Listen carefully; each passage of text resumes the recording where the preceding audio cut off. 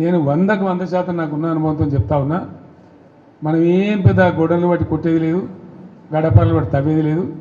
పార్టీని పెట్టుకొని ఉంటే చాలు, టార్చ్ లైట్లు పెట్టుకొని ఉరికెత్తారు మళ్ళీ మన దగ్గరికి. ఎక్కడికి పోతారా నాయన అని చెప్పి ఆటోమేటిక్గా జరుగుతుంది. ఇవాళ రేపు ప్రజలు మునుపటి లెక్క గొర్రెల లెక్క లేరు. వీళ్ళన్నీ తీసేస్తున్నారు. యాదవుల గొర్రెలు తీసేస్తున్నారు. వాళ్ళు డిపాజిట్ కట్టలు డబ్బులు వాపసిస్తున్నారు. చేప పిల్లలు బంద్ పెట్టిండ్రు, ఫీజు రియంబర్స్మెంట్ బంద్ పెట్టిండ్రు. ఎన్ని రోజులు ఒప్పుకోడతారు ప్రజలు? వాళ్ళు చూస్తారు, టైం దాకా చూస్తారు. ఉన్నాయన్నీ ఎత్తేసి మేము 1కి 2 ఇస్తామని, 2కి 4 ఇస్తామని నరికి అసలు మోసం తెచ్చినట్టు ఉన్నాయే పీక్ పారైతే ఇదేం అన్యాయం అని చెప్పి తప్పకుండా ఆల్రెడీ ఆలోచన చేస్తున్నారు. ప్రజల్లో తిరుగుబాటు ధోరణి వస్తుంది. డెఫినెట్గా మంచిగా బ్రహ్మాండంగా మళ్ళీ మనమే గవర్నమెంట్కి వస్తాం. ఇప్పుడు జరిగింది చాలు.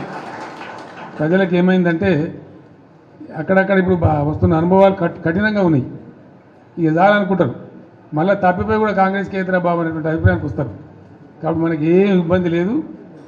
ఇప్పటిదాకా జరిగింది కూడా బీఆర్ఎస్ విజయగాథనే. ఈ పీరియడ్లో కూడా మనం పనిచేస్తూ ఉండాలా, తోచినంతలో ప్రజలు ఎంబడి ఉండాలా, ప్రజల సమస్యల వాళ్ళు ఎంబడి ఉండి పోరాటం చేయాలా. మీకు ఏదైనా మంచి చెడ్డ అయితే పార్టీ చూసుకుంటుంది, పార్టీ మీకు అండదండగా ఉంటుంది. మీరు ఇంత పెద్ద ఎత్తున లార్జ్ స్కేల్లో మహబూబాబాద్ నుంచి, కొంత మన మేడ్చల్ నుంచి, మన నల్గొండ జిల్లా నుంచి నాయకులందరూ వచ్చినారు. చాలా సంతోషం. ఇక ముందు ఏం చేస్తామంటే వారానికి 1-2 నియోజకవర్గాలు పిలుద్దామనుకుంటున్నాం. మీరు వట్టిగా మధ్యలో దీని రావడం కాకుండా ఇక్కడనే మంచిగా మనకు భోజనశాల కూడా ఉంది. మీకు ముందే వస్తే చెప్పి వస్తే ఏమైందంటే 1000 మంది వచ్చిన బాధ లేకుండా ఇక్కడ మంచిగా భోజనాలు ఏర్పాటు చేస్తాం. మనం కాసేపు మంచిగా మాట్లాడుకోవచ్చు. అది నియోజకవర్గాల డేట్లు మేము త్వరలో ప్రకటిస్తాం. ఆ ప్రకారం వచ్చినట్టయితే కాన్స్టిట్యున్సీ బై కాన్స్టిట్యున్సీ ఈజీ ఉంటుంది. ఒకసారి ప్రజా జీవితంలో పబ్లిక్ లైఫ్లో ఉంటామని నిర్ణయించుకున్న తర్వాత ప్రజలు ఏ పాత్ర ఇస్తే ఆ పాత్రలో పనిచేస్తూనే ఉండాలి. అది రాజకీయ నాయకుని యొక్క, రాజకీయ కార్యకర్త యొక్క లక్షణం అయి ఉండాలి. అదే నిజమైన రాజకీయం. లేకపోతే రాజకీయాలకు ప్రజా జీవితానికి అసలు అర్థం లేదు, లక్ష్యం కూడా లేదు. అది గుడ్డెద్దు చేనులో పడి మేసినట్టుగా ఉంటుంది. ఇది ఒక నిరంతర ప్రక్రియ. ఈ ప్రక్రియను ఒకసారి మనం ఈ జీవితాన్ని ఎంచుకున్న తర్వాత నేను రాజకీయాలలో ఉండాలి, నేను ప్రజా జీవితంలో ఉండాలి అని ఒకసారి అనుకున్న తర్వాత నిరంతరం పనిచేస్తూనే ఉండాలి. మేము అధికారంలో ఉంటేనే లెక్క, మాకు పవర్ ఉంటేనే లెక్క. అందుకోసం మీ అందరికీ నేను మనవి చేసేది ఏంటంటే మన పిఆర్ఎస్ పార్టీది ఒక ఉజ్వలమైన ప్రస్థానం. మనది విజయగాథ, అపజయగాథ కాదు. ఎవడున్నారండి 2000 సంవత్సరంలో తెలంగాణకు? మర్చిపోయినాం కదా మనం అందరం కూడా. ఎక్కడ తెలంగాణ, ఏం తెలంగాణ? నన్నే అన్నారు చాలామంది, తెలంగాణ పోదాం రాదంటే క్యా దుకాణంలాగా సాబ్ అని మాట్లాడింది. అంత దారుణంగా మర్చిపోయింది. కంప్లీట్ బానిసలం అయిపోయినాం కదా ఆ రోజు. మన భాషను మాట్లాడడానికే భయపడ్డ రోజులు అది. మన సొంత మాతృభాషను బషీర్బాగ్లో కాల్చివేయటం ఇవన్నీ జరిగిపోయిన తర్వాత ఒక దశలో ఇంకా లాభం లేదని ఒక పిడికెడు మందితోని ఆనాడు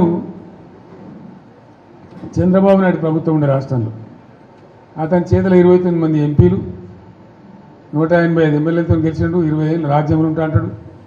పేపర్లు, మీడియా అంతా ఆయన చేతుల, సినిమా పరిశ్రమ వాళ్ళ చేతుల, మొత్తం పరిశ్రమలు వాళ్ళ చేతుల. వాళ్ళు గీసిందే గీత, వాళ్ళు రాసిందే రాత. ఆనాడు నేను తెలంగాణ రాజకీయం మొదలుపెట్టిన. ఎంత ధైర్యం కావాలా? చిన్న విషయమేనా?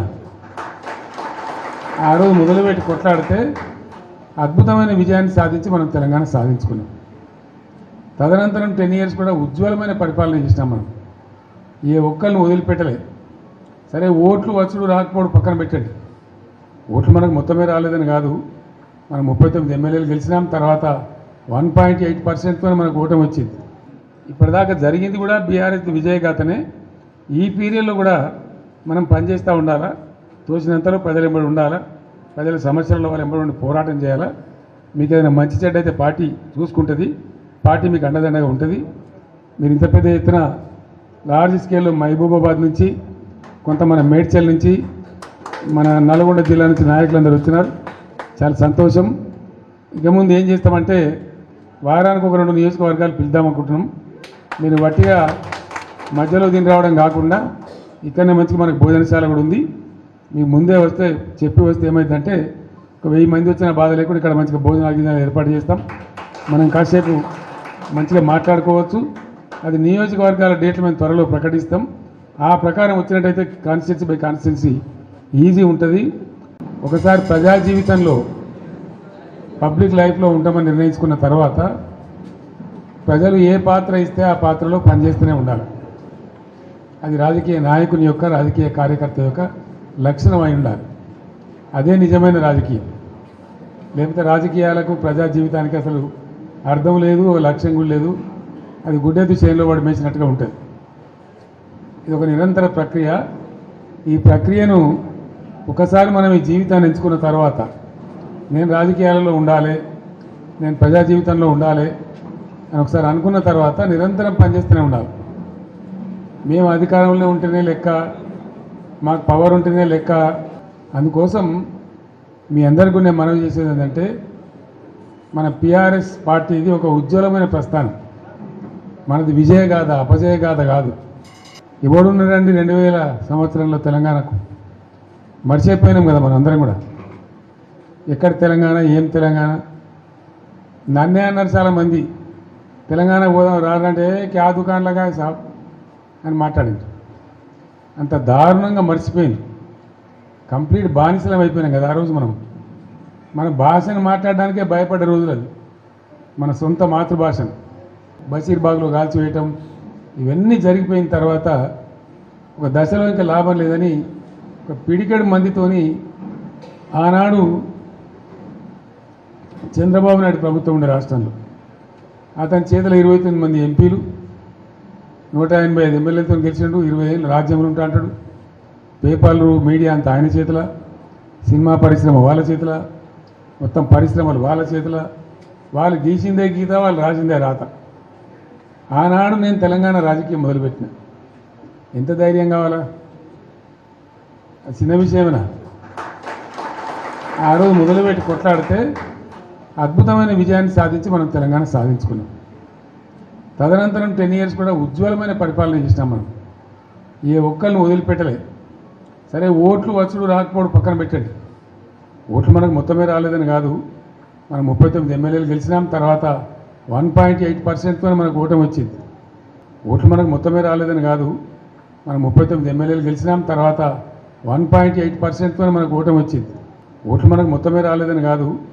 మనం 39 ఎమ్మెల్యేలు గెలిచినాం. తర్వాత 1.8%తో మనకు ఓటమి వచ్చింది. ఇప్పుడు ఆపరేషన్ లేకుండానే మోకాళ్లకు ప్లాస్మా ట్రీట్మెంట్. మీ ఆర్థోపెటిక్ సమస్యలన్నిటికీ రోబోటిక్ టెక్నాలజీ ద్వారా తక్కువ ఖర్చుతో శాశ్వత పరిష్కారం. Free consultation. ప్రతి ట్రీట్మెంట్ పై 20% డిస్కౌంట్. ఈ ఆఫర్ కొద్ది రోజులు మాత్రమే. త్వరపడండి. V9 hospitals 9281465842.